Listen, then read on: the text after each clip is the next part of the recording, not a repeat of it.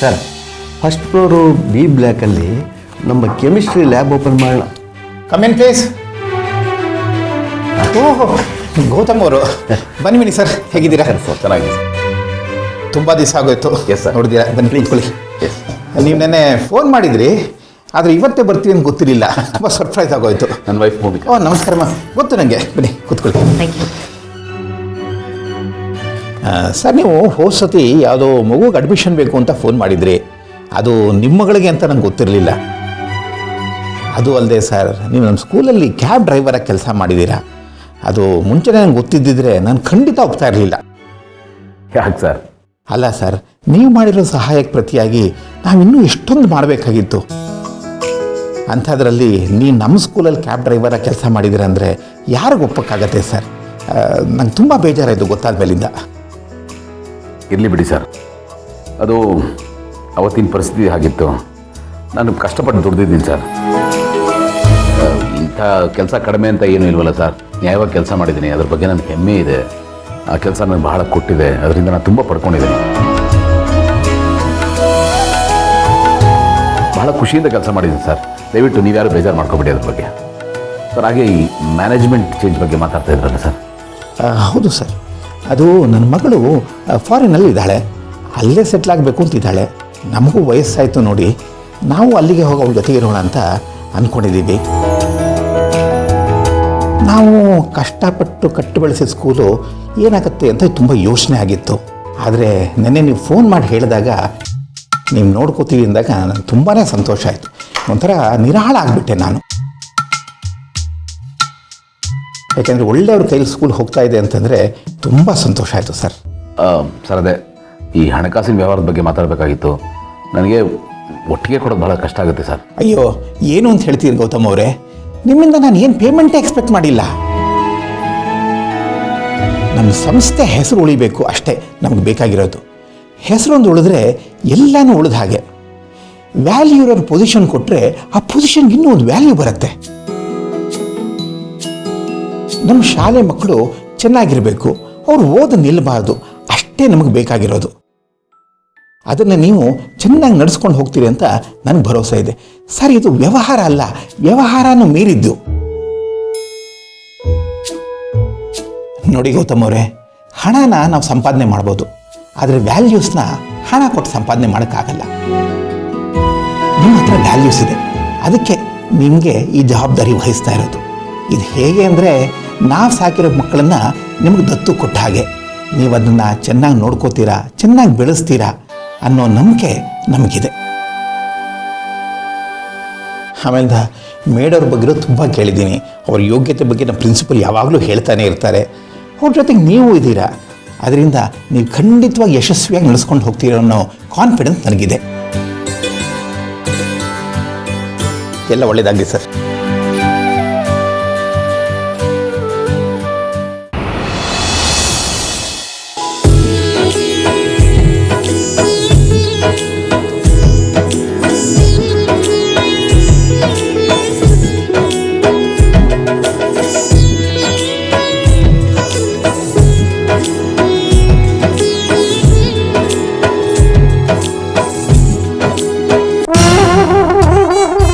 ಬಾಗಿಲು ತೆಗೆದೇ ಇದೆ. ನೀರು ತಗೊಂಡು. ಬೇಡ ಬೇಡ ಬೇಡ ಕೂತ್ಕೋ. ಮಮ್ಮಿ, ನೀವು ಎಲ್ಲಿಗೆ ಹೋಗಿದ್ರಿ? ನಮ್ಗೆ ಎಷ್ಟು ಬೋರ್ ಆಗ್ತಾ ಇತ್ತು ಗೊತ್ತಾ? ಏನಂದೆ? ನಾವಿಲ್ದೆ ನಿನಗೆ ಬೋರ? ಲೇ, ನಾವಿಲ್ದೇ ಇರ್ಬೇಕಾದ್ರೆ ನಿಮ್ದೆ ರಾಜ್ಯಭಾರ ಅನ್ನೋದು ನಮಗ್ ಗೊತ್ತಿಲ್ವಾ? ಅವಾಗ ನಾವು ಟಿವಿ ನೋಡ್ತಾ ಇರೋದು ನಮಗೆ ಗೊತ್ತಾಗೋಯ್ತಾ ಅಮ್ಮ? ಓ, ಟಿವಿ ಬೇರೆ ನೋಡ್ತಿದ್ರಾ ನೀವು?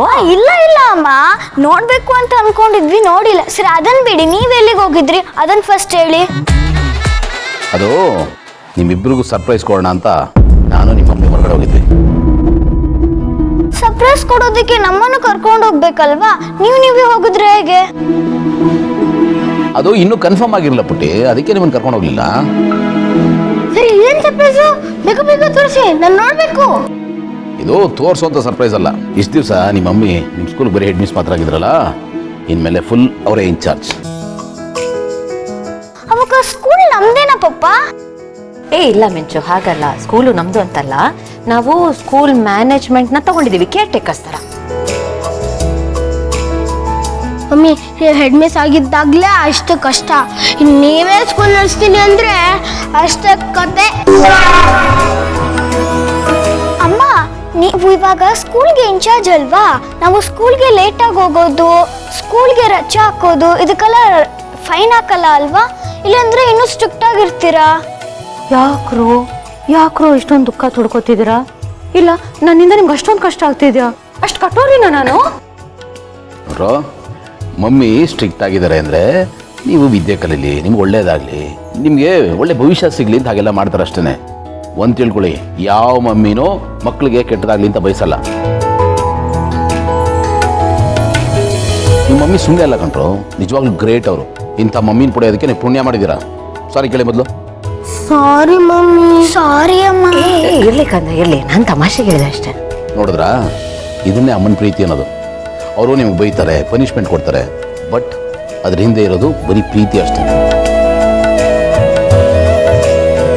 ನೀವು ಚೆನ್ನಾಗಿ ಓದಬೇಕು, ಮುಂದೆ ಬರಬೇಕು ಅನ್ನೋದು ಆಸೆ ಅವ್ರಿಗೆ. ಅದಕ್ಕೆ ಅವರು ಸ್ಟ್ರಿಕ್ಟ್ ಮಾಡ್ತಾರೆ ಅಷ್ಟೇ. ಒಂದು ತಿಳ್ಕೊಳ್ಳಿ, ಈ ಜಗತ್ತಿನಲ್ಲಿ ಕದಿಯೋಕ್ಕಾಗದೇ ಇರೋ ಏಕೈಕ ಆಸ್ತಿ ಅಂದರೆ ಅದು ವಿದ್ಯೆ.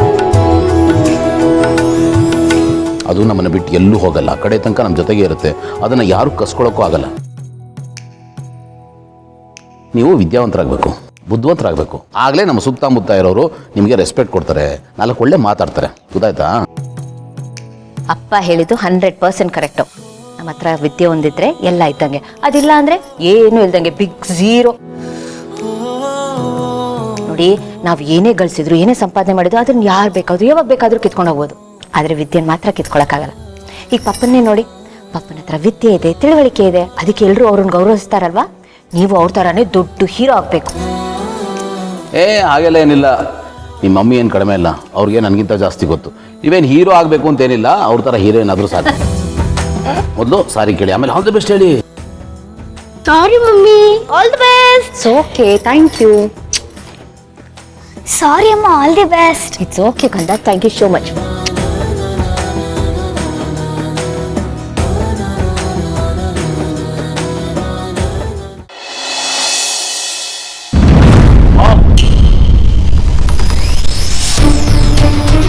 ಮಾಮೇಲಿ ಕಾಣಿಸ್ತಾ ಇಲ್ಲ.